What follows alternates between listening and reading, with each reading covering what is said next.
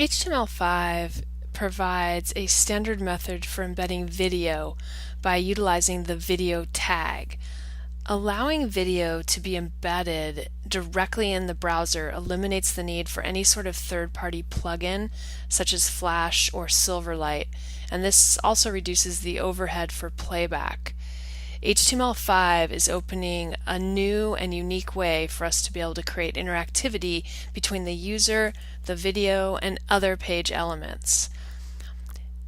Support for the video tag is constantly evolving, and unfortunately it's not supported by every popular browser. Each browser that supports HTML5 requires a different video format. So some are going to need H.264, some are going to need OGG, some are going to need something called WebM, and some earlier browsers, i.e. 8 and earlier, don't support HTML5 video at all, and they're going to require Flash video. If you visit the Can I Use website, and I've just searched for the video element here, you can see that this shows you support. So the green icons represent browsers that support HTML5 video, and you can see that pretty much all of the modern browsers do support it. Obviously when you get to IE 8 and lower it's not going to support it, but everything else pretty much supports it. However, if you go into the Can I Use website and you go to the sub features, then you can specify by the different formats. So these are some of the most popular formats right here. If I click on the MPEG format, you can see that this format only has partial support in Firefox, and Opera doesn't support it at all. And the Android browser, the earlier versions, only have partial support as well. If we look at the WebM video format, you can see that IE does not support it at all, neither does Safari or the iOS browser or Opera Mini, and partial support in Android browsers. And then finally, if we look at the OGG Theora, once again, no support in IE, Safari, iOS, and the rest of the browsers right here. So clearly there's some holes in the ability to use HTML5 video. It is pretty easy though to be able to offer additional content, so that if you're targeting a browser that doesn't support that specific type of video, then you can offer an additional choice and you can pretty much cover all your bases there. So I'm going to show you how to do this in a demo page. The page that we're going to be working with is a really skimmed down HTML5 page. So you can see that I'm defining the doc type, I have my head tag, I have a link to the HTML5 shiv for older IE browsers. I have an embedded style sheet, and the only style that I've declared is just for all the HTML5 tags to display as block level. And then I simply have my body tag. The folder that I'm using, I'm working on this video.html file, and I have a video folder which contains a MP4 video that I'm going to be using. I have my scripts folder which has my HTML5 shiv, and I have an images folder which contains a JPEG which we're going to use in this lesson as well. I also have an audio file and an audio folder, but we're going to be talking about video. Although audio is handled very similarly to video, it just doesn't have quite as many parameters available to it. So the first thing that we're going to do is we're just going to make a video tag here, and this is going to allow us to have the video display on our page. So I have my opening and closing video tag, and then inside the video tag I'm going to add the content to point to my video. Now I'll start by just adding a link to one kind of video, although this is not something that we will normally do because we want to provide additional content for the browsers that don't support a specific kind. But I would use the src attribute, and in the value I'm going to point to my video. So I'm going to do video / and the name of my video is sts.mp4. And if I simply do this and save and we go look in a browser, I'm going to preview this inside of Chrome. You can see that it does show me the first screen of my video. I don't have a way though to play the video at this point, and that is because by default the video doesn't play. I need to either tell it to play or I need to turn on the controller so that the user has some way to be able to play it. So it's very important when you're incorporating video that you at least pass on some of the attributes. And the attributes go right into the video tag. So for instance, if I just pass on the attribute of autoplay and I save my page and we go back into the browser, now when I refresh my page, you can see I can see and hear my video file. I don't recommend ever putting autoplay on your video unless you have a link somewhere on your page that says view the video, and then when the user clicks that, it'll go somewhere where they would view the video. Otherwise, especially if you just put autoplay, there's no way to turn the video off and to make it stop playing. It just plays it automatically, but then the user has no way to address it. Even if you do put controls on the video, autoplay can still be problematic because people don't want something to automatically start playing and have no way to be able to turn it off. That kind of drives people crazy and it can be annoying. So that's not really recommended. I'm going to change autoplay to controls, and if I save now and we look in the browser, you can see that now instead of automatically playing, I have some controls. And the controls will change slightly depending on the browser that you're using them in, but for the most part they all work the same way. There's an option to play, there's a scrub bar, there's an option to control the sound. So if I click play now, you can see that my video does indeed play and I can scrub through and watch the video. And there's also a way to go to full screen, but I'm not going to do that right now. I can also pause the video and stop it from playing, and I get a time code that lets me know how much of the video has played. So this obviously makes the video much more useful. Now, as we noted before, I'm using the MP4 format. This only has partial support in Firefox and no support in IE8. If I go to the version of Firefox that I'm using and we look at the page, you can see that it lets me know that this format is not supported. I am currently using Firefox version 33.1 and this version does not support the MP4 video format. So in order to get this to play inside of Firefox, I'm going to have to do some other things. I'm going to have to create a format that Firefox supports. So as I mentioned, there are quite a few formats that you could use. I recommend simply using two formats, and those are MP4 and the OGG Theora. If you use those two formats, those are going to cover all your bases and they'll take care of any of the modern browsers anyways. Before we do that though, let me show you what you can do for the browsers that don't support it. Inside of the video tags, you could just put a message. So here I have this message only displays if your browser is incapable of playing an HTML5 video. If I save and we go preview this in one of our browsers that does support it, it simply is just going to show the video.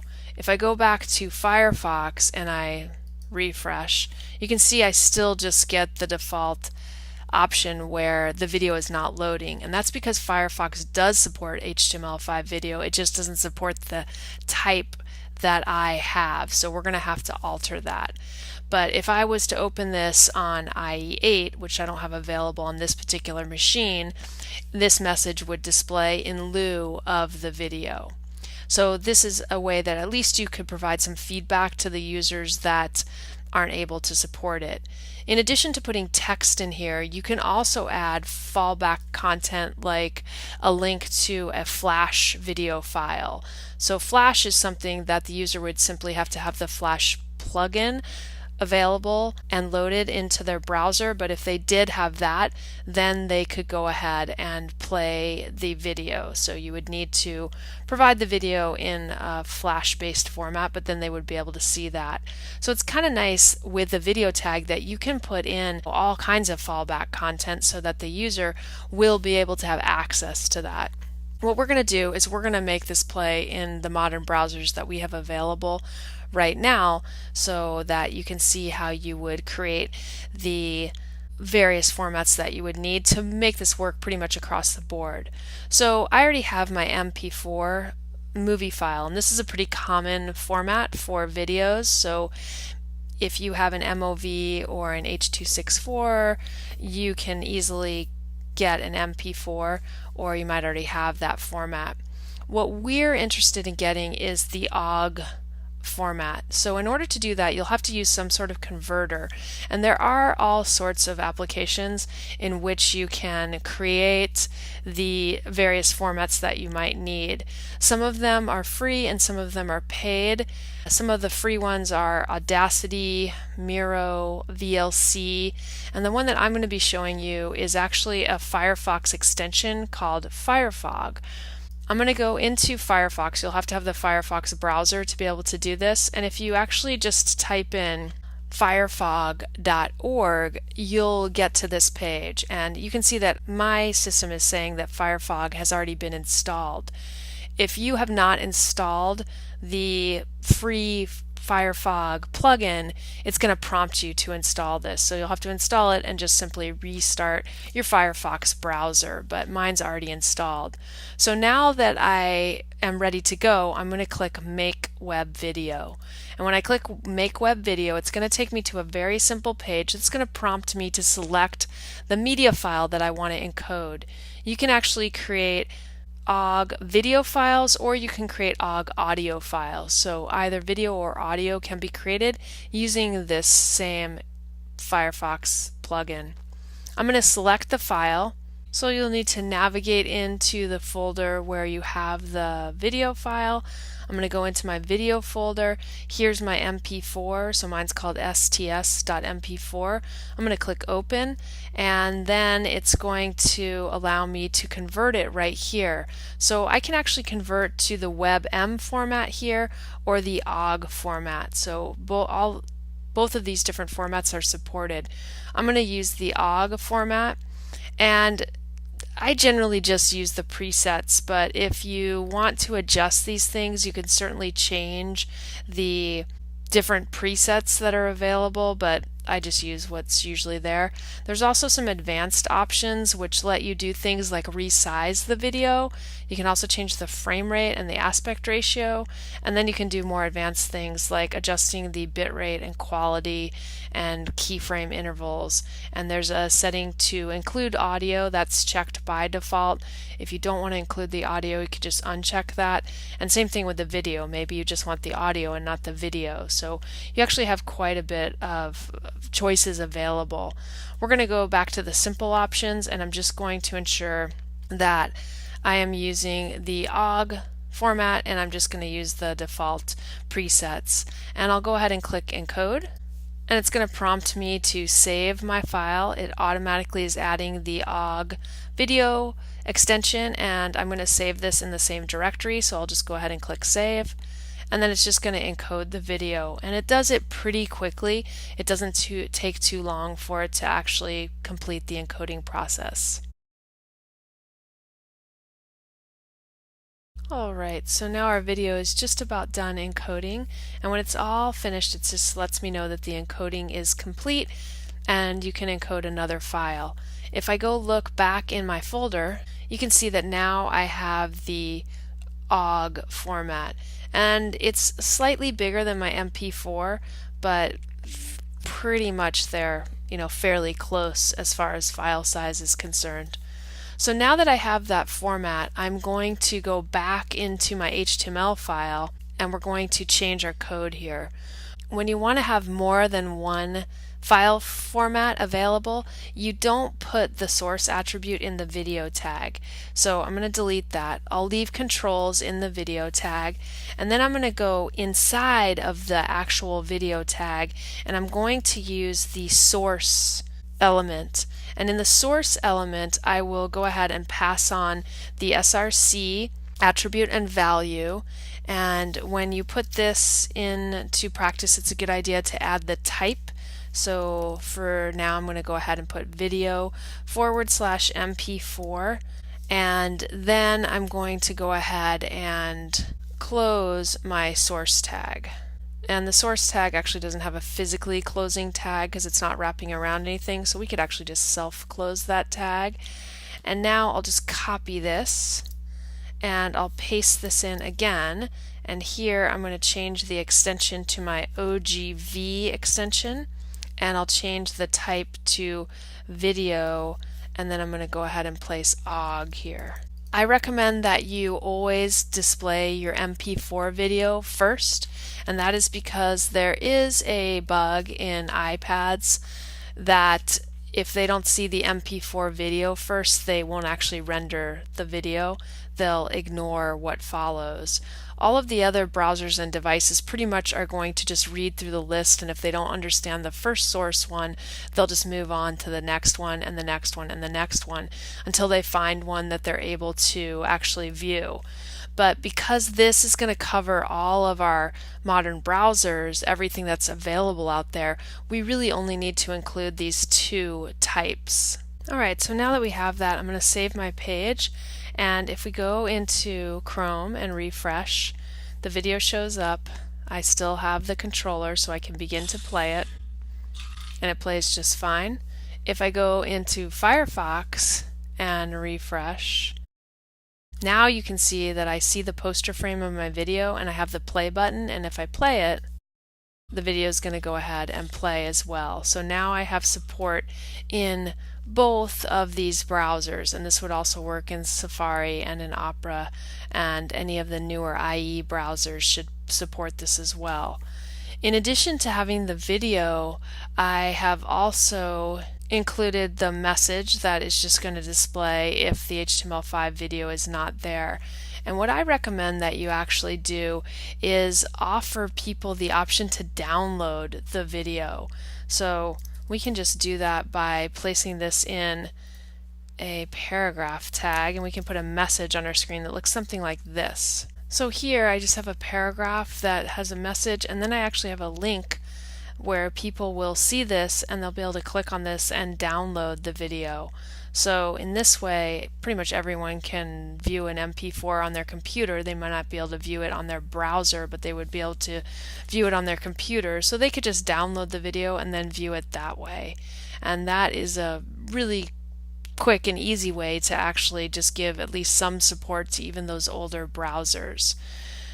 Now, in addition to showing the controls and also having the video autoplay, which again is something that we don't recommend, the other parameters that you can specify are going to be loop, and loop will just force the video to loop, so it is just going to loop the media, and that will work on both audio and video. We could preload our video by adding preload, and you only want to add this if you're really sure that the user is going to want to play the media. So maybe if they're coming from another page where it says view the video or something like that, then you might want to preload it. But the preload is going to begin buffering the video before they actually click the controller, so it can cause the video to appear to load a little bit quicker. But the downside is that if somebody views your page with a mobile browser, it's going to start loading whether they've opted in or not, and that's something that you probably don't want to do. We can also add width and height attributes. So by default our video plays at the width that it was originally saved as, but if we set width and height attributes, then we can change that. So if I go ahead and specify the width right here, I would just pass on the width and I would put equals, and then I could put a size here for my video, and then the size should go inside of quotes because it's a value. If I just put one width or height, it will proportionately scale the video. So you can see that now my video is much smaller. It's going to proportionately scale it. If I put both values for width and height, then it will unproportionately scale if I've picked a value that is going to not proportionately scale. It'll go ahead and do that. Another option that's kind of nice is you can include a optional poster frame. So the poster frame is the frame that is going to display the very first frame of our video. So many times when you have a video playing, the very first frame of the video is black or it's white or something like that, and it's not something that is optimal for the user to see. So you can actually create an alternate image, and here I just have a JPEG image that I've created, and if I save this image now and we go back into the browser and refresh, you can see instead of seeing that default poster frame that was there with Shaun the Sheep with his eyes closed, we now see this graphic that I created, and when I click play, that just goes away and it'll go ahead and play the video. The final thing, just to ensure that your video plays in the best way, is in addition to having the type as the video MP4 video OGG, you should also pass on the codec information that was used when you compressed the video. So to do that, I'm going to change my double quotes to single quotes that's around the video, and then within the single quotes I'm going to add the codec information, and this is information that you probably won't be able to memorize it because it's a little confusing. So for MP4s it's going to say codec equals, and this is why I use the single quotes because this value actually goes inside of double quotes, and then I'm going to use avc1.4te01e comma mp4a.40.2. I close the double quotes and then I close the single quotes. So that's something that you'll have to add for the MP4, and we actually need to have a semicolon right after the type right there since we're actually adding some additional information. And then for our OGG, the codec is much simpler, so after I have OGG right here, I'm going to put a semicolon and then I will add in the necessary information. So for OGG, I'm going to add the codec of Theora, Vorbis. The type attribute is telling the browser what kind of container format is used, and that just gives it a MIME type, and then what codec was used for encoding the video and or audio stream. Most of the browsers will actually play without this information, but it's a good idea to place it in there, and most of the time you will see it placed inside of your file. So HTML5 video is very easy to incorporate into your projects. The biggest thing is that you just provide enough content to support all of the users that might be targeting your site. And as I mentioned, I believe if you just do MP4 and the OGG format, that you will have no problem reaching your audience, and then of course including some sort of fallback content for those older browsers. And that's it. That's how we include HTML5 video onto a HTML5 web page.